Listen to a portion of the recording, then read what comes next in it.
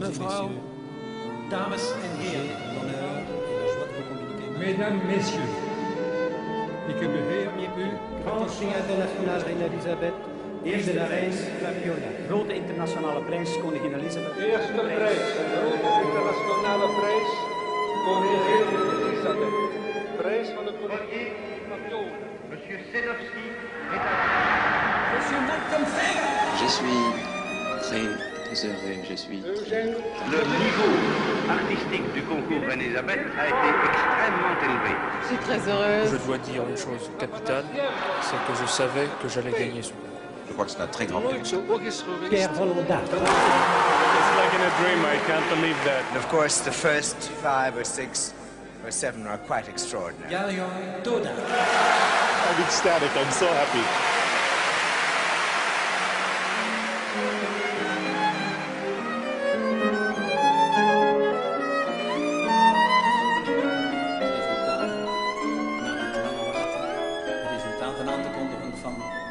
Concours 2000. Premier prix, Grand Prix international Reine Elisabeth, prix de la Reine Fabiola. Marie-Nicole Lemieux.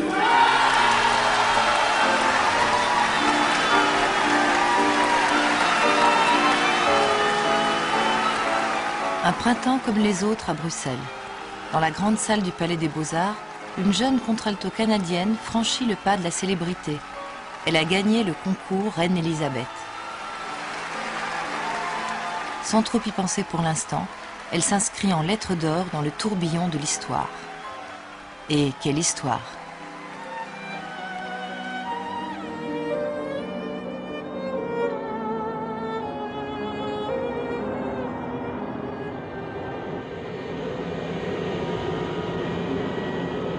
« 1967, aéroport de Bruxelles National. Un Tupolev venu de Moscou amène la délégation officielle soviétique à l'un des plus importants concours de musique au monde. La télévision belge l'attend de pied ferme.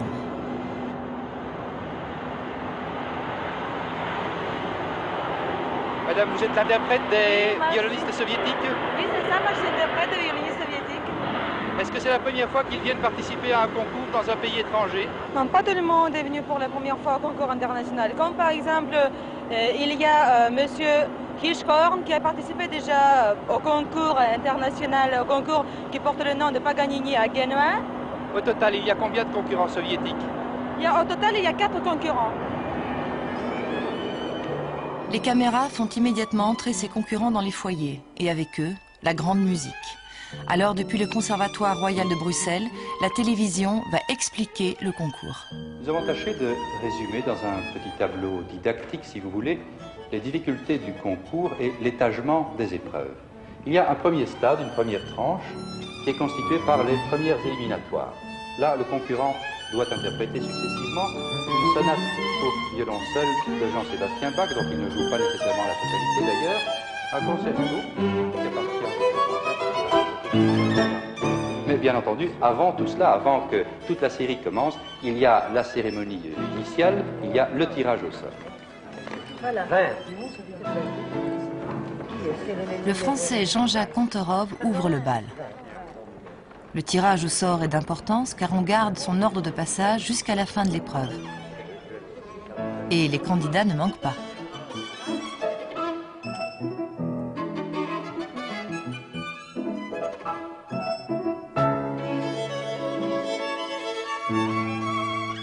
La reine Fabiola, épouse du roi Baudouin, accorde sa protection au concours.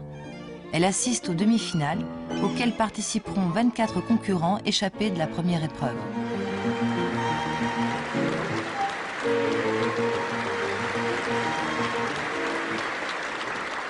Un jury impressionnant, règle d'or du Reine Elisabeth, prend place.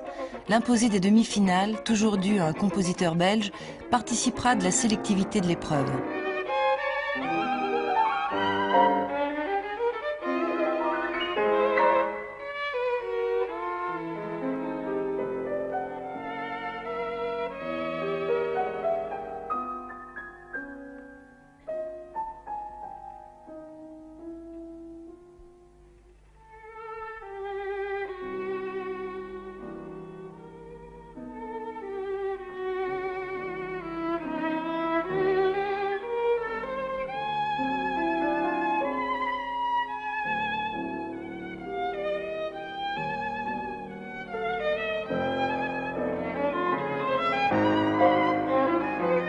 Un autre passage obligé des demi-finales sera une des 6 sonates pour violon seul d'Eugène Ysaÿe, l'inspirateur du concours.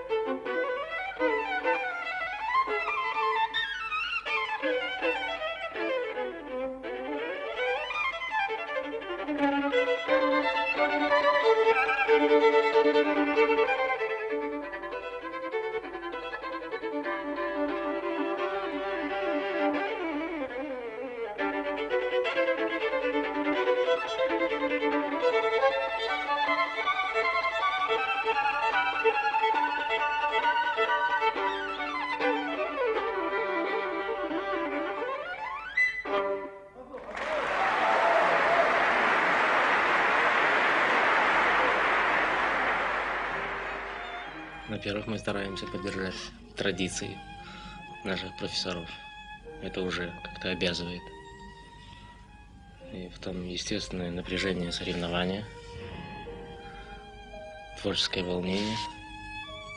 И когда видишь в первом ряду портера такой букет знаменитостей, это, естественно, волнение еще более усиливается. К сожалению, часто напряжение соревнования уничтожает в какой-то мере творческое волнение. И кроме того, очевидно, просто сам процесс отбора на конкурс, то, что именно самые сильные из уже достаточно очень высокого профессионального уровня вообще всех наших музыкантов, именно то, что самые сильные всегда направляются на международные конкурсы, и особенно в Бельгию, это откладывает свой отпечаток. Voici les candidats invités à participer à la finale. Hierbij de namen van de kandidaten die zullen deelnemen aan de finale. Dans l'ordre alphabétique. In alfabetische orde. Philippe Hirschkorn.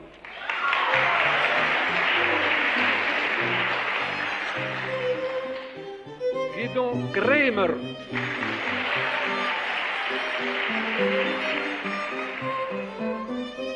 Milanova.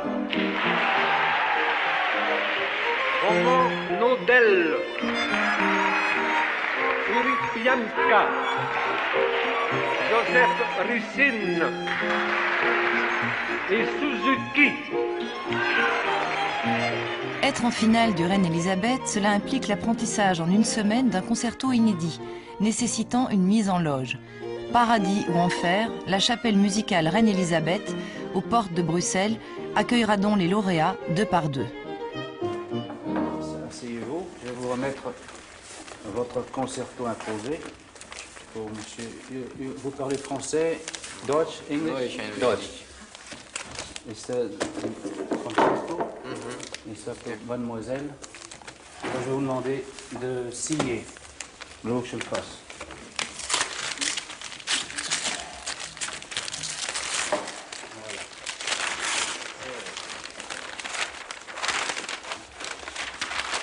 La partie de violon et alors partie de... Здесь это самое. Все понятно. Что это такое? Много нот и черно написано. Черно как ты. Неужели с каденцией? Ну, посмотри. 12 lauréats travaillent dans le recueillement. Chacun dispose d'un confortable studio individuel. Les moments de détente sont rares et précieux.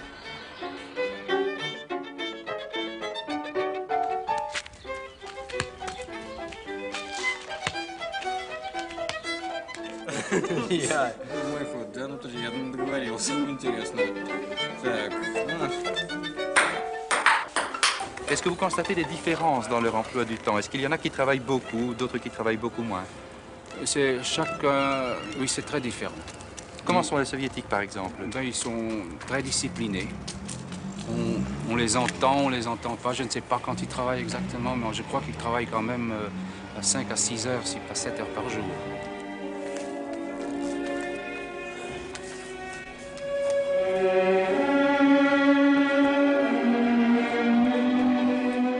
Les concurrents sont en quelque sorte au secret ici. Bon, c'est-à-dire oui, ils n'ont aucun contact avec le monde extérieur. Ils peuvent bien entendu écrire, ils peuvent recevoir des lettres, mais évidemment pas recevoir de visite, pas de téléphone.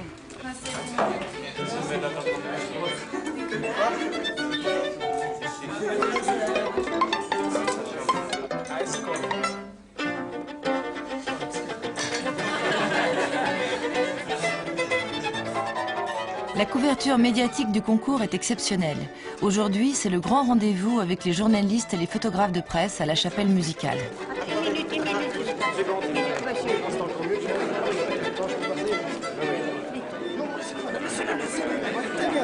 Au menu, la rencontre avec les finalistes. Continuez, monsieur, continuez.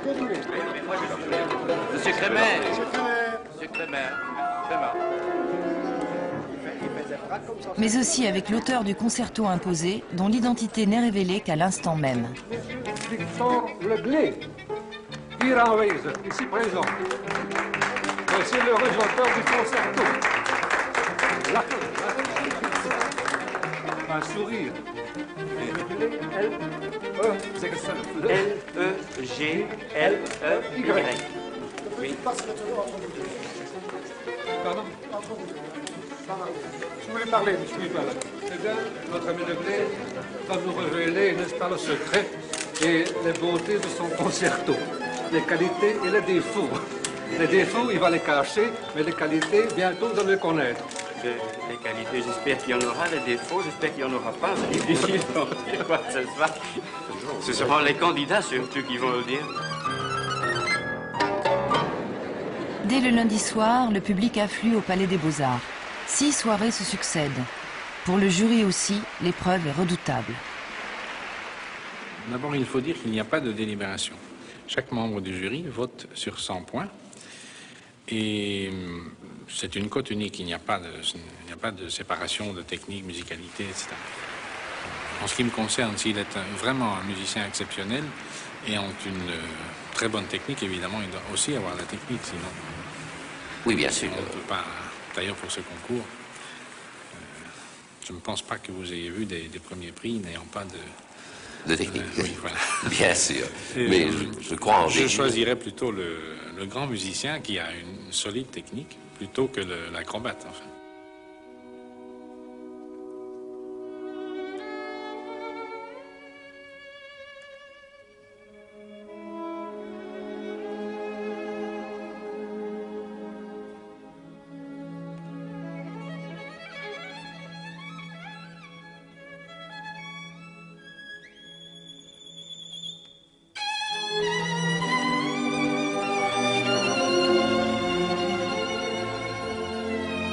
Mais au fond, 12 lauréats, n'est-ce pas un peu trop? Le jury devrait pouvoir décider lui-même s'il est nécessaire de donner 10 prix, 8 prix ou 7 prix à des concurrents qui sont sérieux, oui, des candidats sérieux. Parce qu'enfin, il semble évident que toutes les années ne donnent pas une égale évidemment, moisson. Évidemment.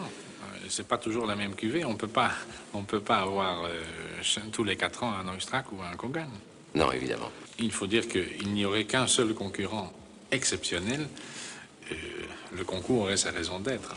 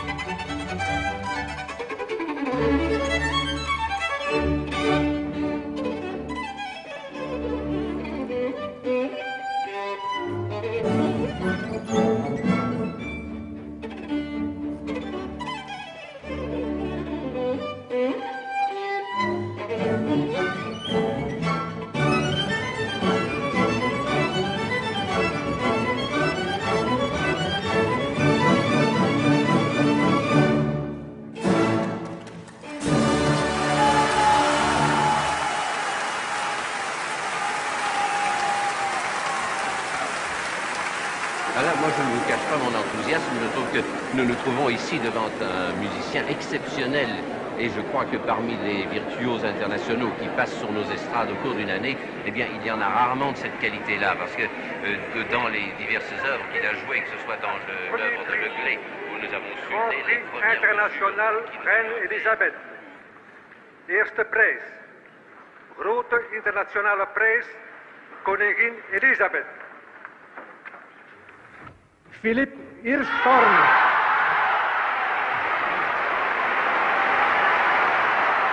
La proclamation a lieu le dernier soir, après de longues heures d'attente. C'est un rite immuable, pendant lequel la tension accumulée par le public se décharge soudain.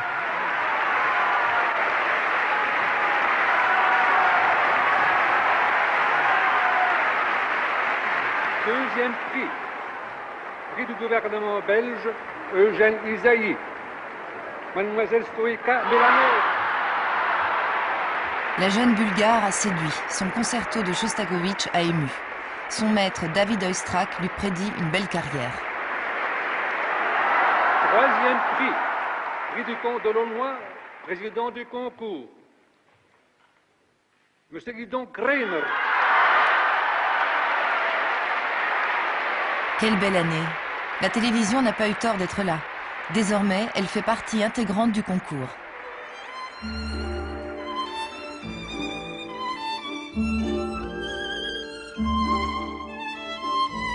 Félicitations royales, concerts de gala, plus jamais ces lauréats ne seront anonymes en Belgique. Le concours 1967 est fini, l'émotion plane encore dans la salle. Mais déjà, l'édition suivante se prépare.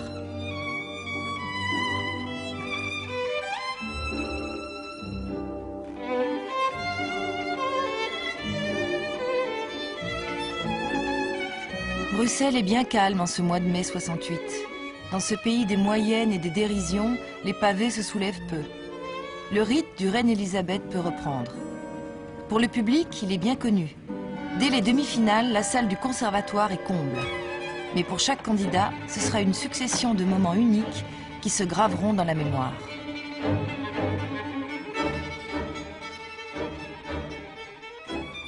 Mesdames, Messieurs, voici le nom des 12 candidats qui prendront part au final.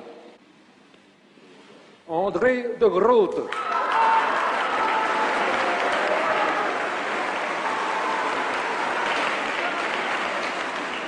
Elisabeth Leonskaya.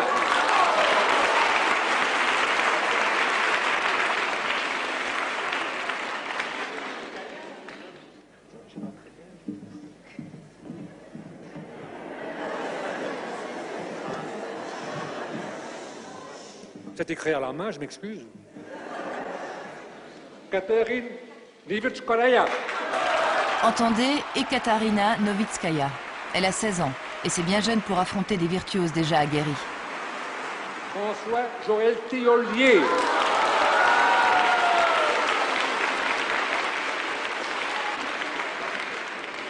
Mitsuki Ushida.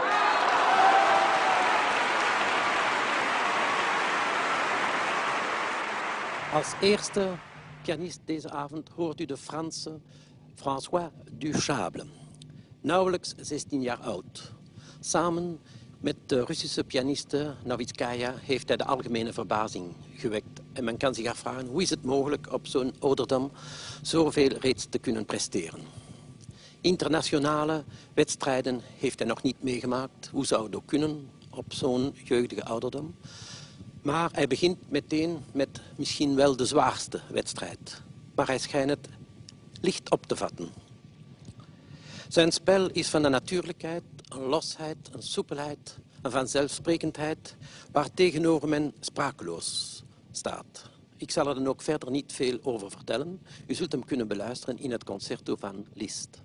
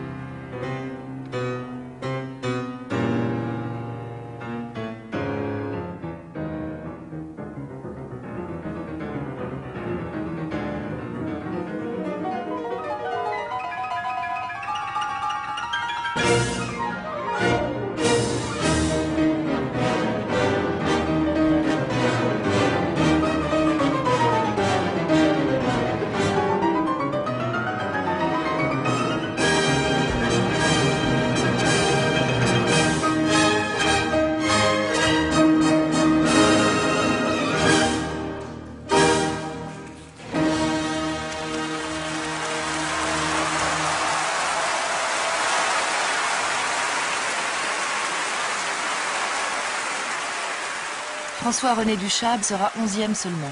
Mais que de promesses. Comment avez-vous concilié vos études de piano et vos études générales? Ah bien, j'étais jusqu'en 4e en France. Et j'ai ouvert le piano, le solfège, le déchiffrage. En même temps? En même temps. Au lycée, vous étiez? Oui, j'étais dans un cours privé. Dans un cours privé, c'est ça. Et vous faisiez combien d'heures de piano par jour? Oh bien, à cette époque-là, 4 heures de piano par jour. C'est merveilleux d'avoir pu concilier les deux. Mais maintenant, je fais 6 heures, 7 heures. Dans la chapelle, beaucoup plus. Combien vous avez travaillé à la chapelle? 10 heures, jusqu'à 10 heures de travail par jour. Et quels sont vos projets maintenant? Je vais attendre un résultat là-bas. Et puis, j'irai peut-être en vacances. Bien. Parce qu'il y a longtemps que je travaille pour préparer ce concours.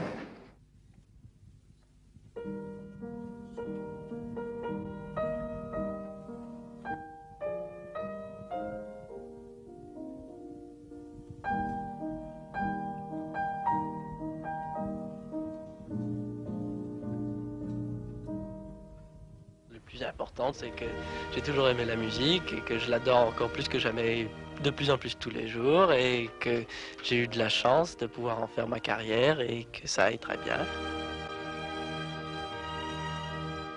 Je crois que nos grands professeurs ne sont pas les professeurs de piano, mais ce sont les grands artistes de tous les temps, que ce soit dans les arts plastiques, les arts graphiques, les arts littéraires, et pas du tout les professeurs académiciens. Et donc, finalement, je crois que cette culture-là, cette culture générale, est plus importante que la culture musicale.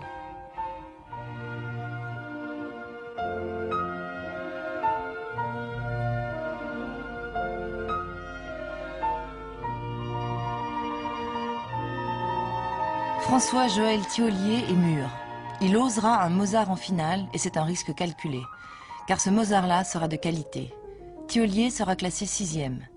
Pendant ce temps, à la chapelle, Mitsuko Uchida se prépare. Elle est encore très jeune. Mademoiselle Uchida, vous arrivez de la répétition, votre première répétition. Quelles sont vos impressions? Oh, the orchestra is very good and I feel very, how should I say, very good with the conductor also. That's very good, yeah. But I'm now a little tired from the rehearsal.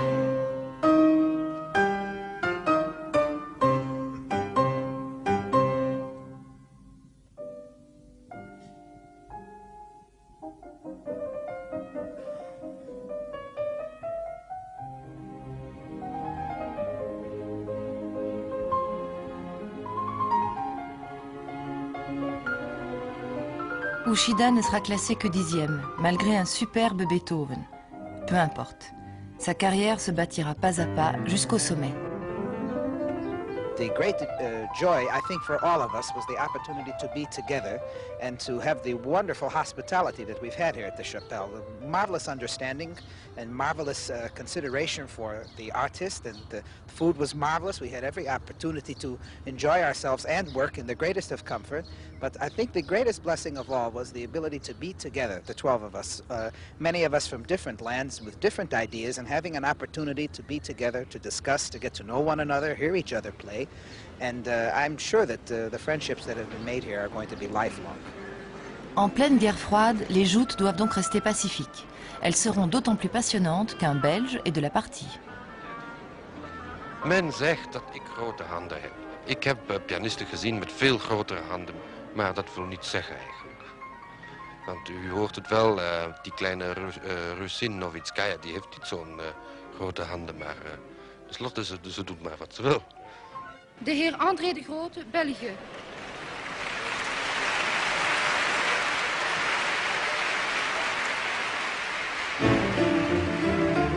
André de Groot se classera 5e. Cet artiste complet fera honneur au palmarès. La radio retransmet en direct les épreuves. Le public vibrera avec son candidat.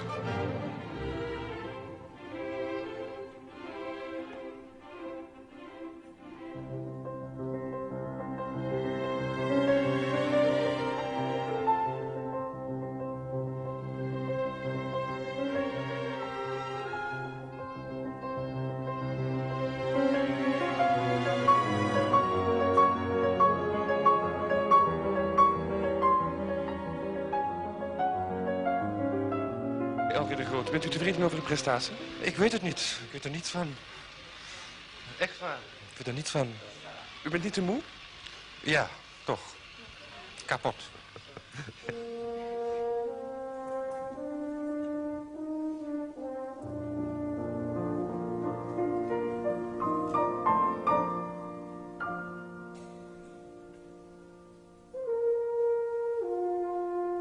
Когда у тебя плохое настроение, тебе хочется о чем-нибудь одном думать, прежде всего нужно всем улыбаться и быть ко всем очень предупредительным. В этом случае люди не будут на тебя обращать столь большого внимания и пытаться вникнуть, в чем же дело, почему, о чем ты думаешь и почему у тебя плохое настроение. Таким образом можно скрыть свои мысли от других.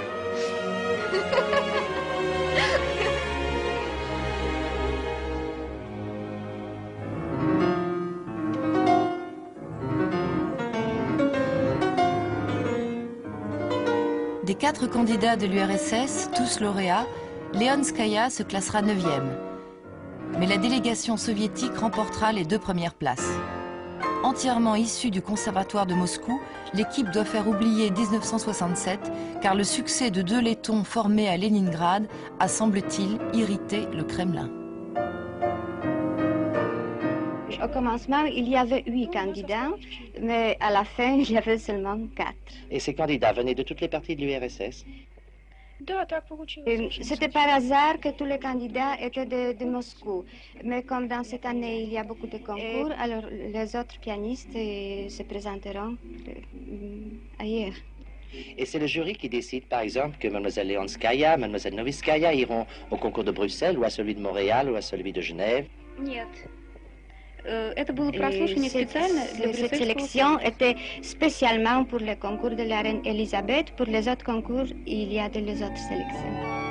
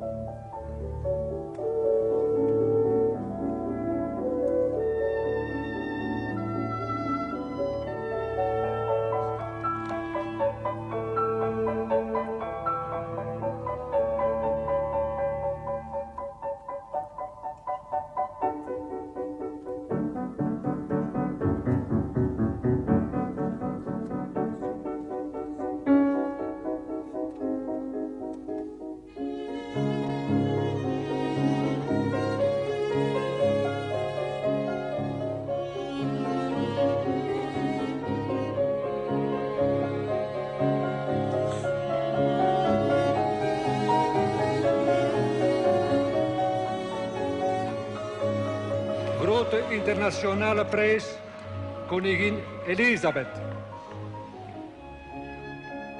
Katerina Noviskaya. Adolescente touchée par la grâce, Noviskaya devra ensuite affronter l'âge adulte et la liberté d'une terre occidentale qui l'accueille sans savoir si elle pourra s'y adapter. La carrière est parfois un verdict injuste.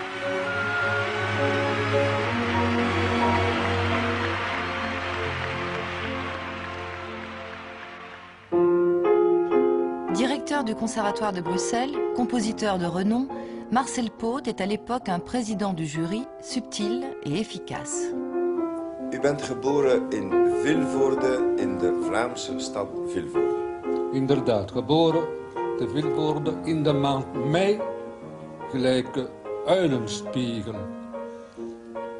Ik kan me het woord herinneren van de roman van de Koster, de eerste zin. Die begint zo ongeveer. Quand mai ouvrait ses fleurs aux aubépines.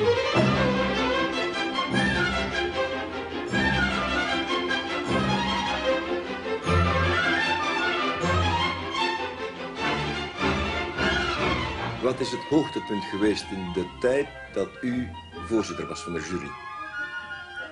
Ieder jaar heeft zijn hoogtepunt.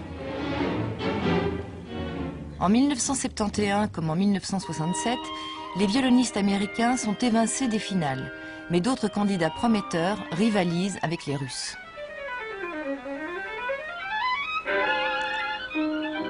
Vous êtes la candidate favorite du public. Est-ce que vous savez pourquoi? Non. Non, j'essaie de jouer le meilleur que je peux et c'est tout ce que je peux faire. Vous êtes né en Roumanie. Oui. Et avez-vous vécu longtemps là-bas? Non, seulement 2 ans. Mes parents sont partis quand j'avais 2 ans.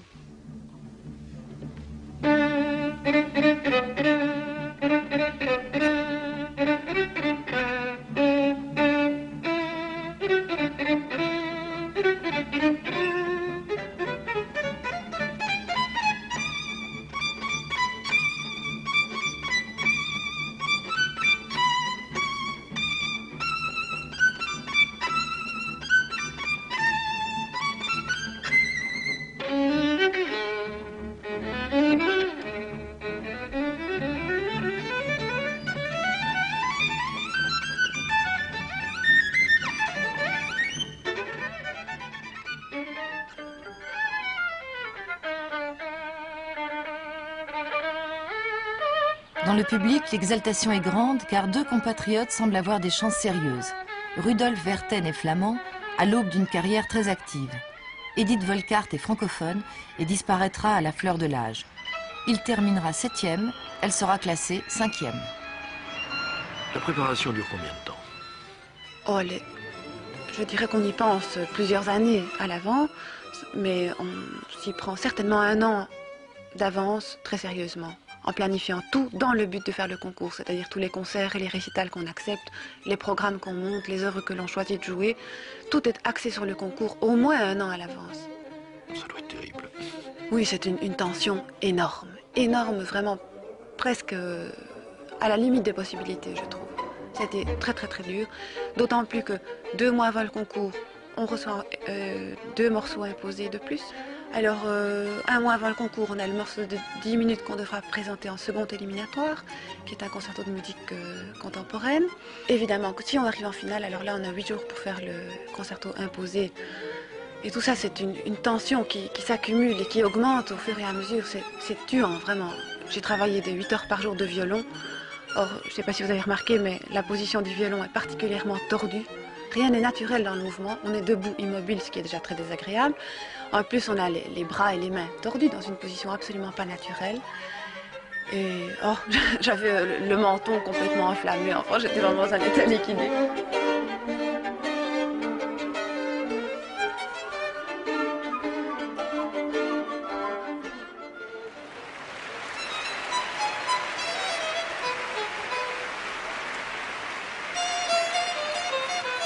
Jamais le jury n'a rassemblé autant de gloire du violon. Parmi elles, certains virtuoses sont en pleine activité, ce qui tient du miracle. Il y a des années qu'on m'a demandé de venir et malheureusement, j'ai pas eu le temps. Mais cette fois-là, j'ai pris quelques semaines de congé des concerts. Alors, j'ai pensé peut-être venir voir moi-même un concours international, surtout le concours Reine-Elisabeth, parce que c'est le concours peut-être le plus renommé.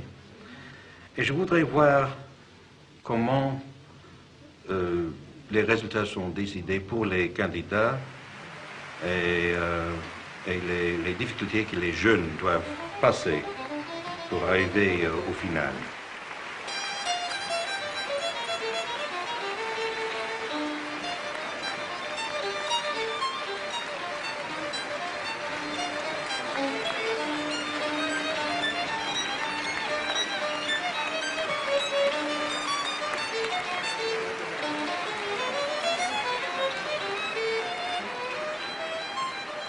Si vous aviez l'âge de ces jeunes candidats, passeriez-vous un concours comme celui-ci? Jamais. Je n'oserais pas jamais sortir sur la scène devant ces rangs des assassins qui sont là, nous qui entendent. Et c'est difficile. J'ai beaucoup de respect pour les jeunes. Qui peut savoir les enjeux, les angoisses, les peurs qui traversent les candidats avant leur entrée en scène? Andrei Korsakov, élève de Kogan, sera 2e. 2e seulement. Derrière une jeune Israélienne. Comment Moscou le recevra-t-il à son retour?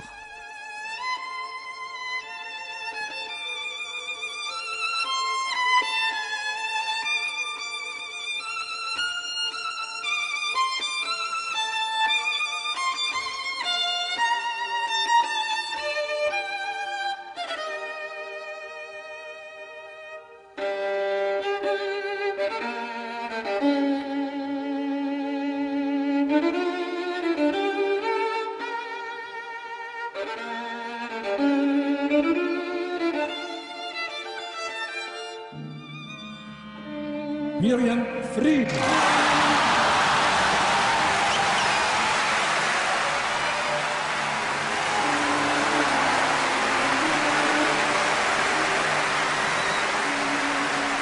Pour la deuxième fois consécutive, le concours Reine-Élisabeth est remporté par une jeune femme. Et son succès fait sensation. Est-ce que vous espériez ce résultat? J'espérais, mais je ne croyais pas que ça va être comme ça. Je ne crois pas. Et maintenant, quelles sont vos impressions, toutes fraîches?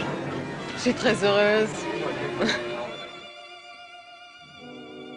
Formée et installée aux États-Unis, Miriam Fried poursuivra une belle carrière de soliste et de professeur.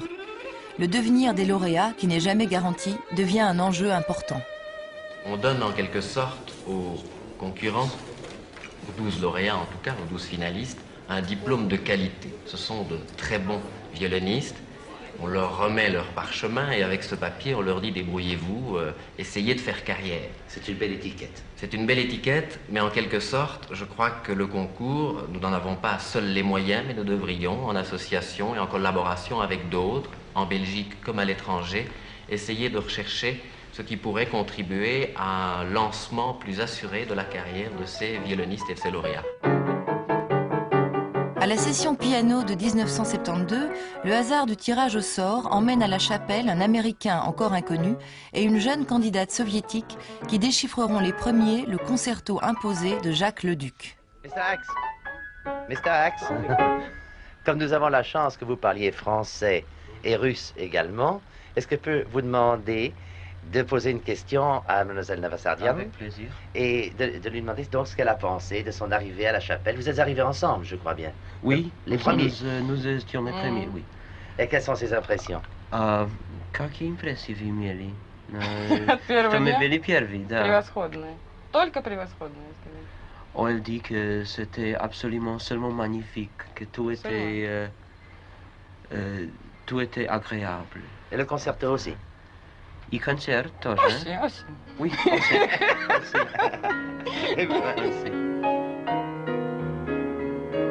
Cette fois, c'est une véritable armada américaine qui vient affronter les soviétiques.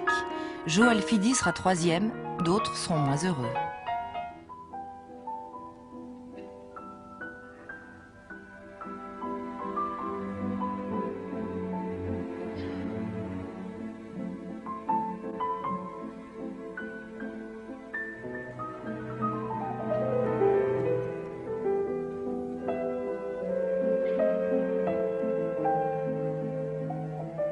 James Tocco terminera 8e, immédiatement derrière Emmanuel Axe. Leur carrière à tous deux leur fera oublier cette déception.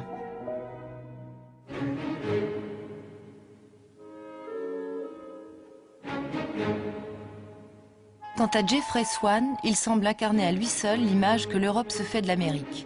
Il est souriant, naturel, plein d'aplomb. La victoire lui échappera de peu.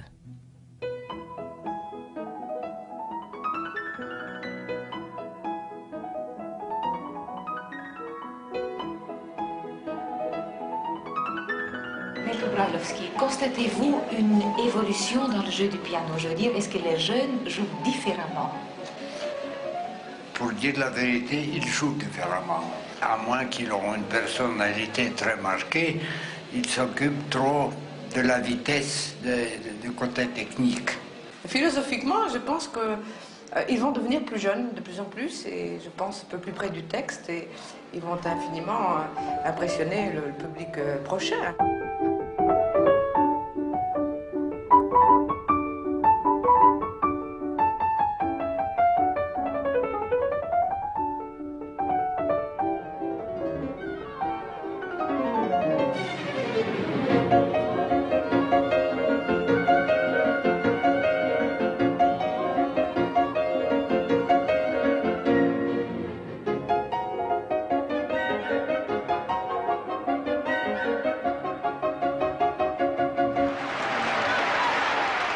Certes, les tempos s'accélèrent, la technique parle haut et fort. Pourtant, en couronnant Afanassiev, le concours ne récompense pas une machine à jouer, mais une personnalité hors norme.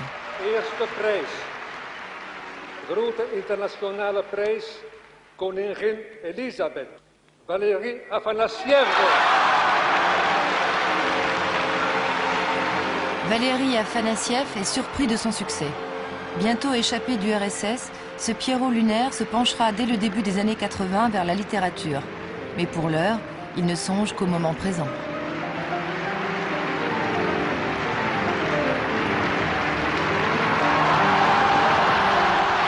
Pour vous, ce premier prix. Tout.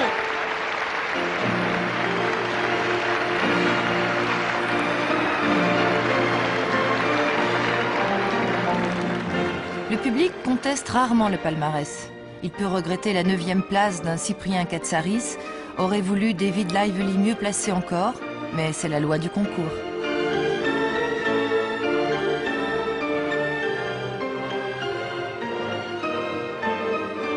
Tout va donc pour le mieux dans le meilleur des mondes.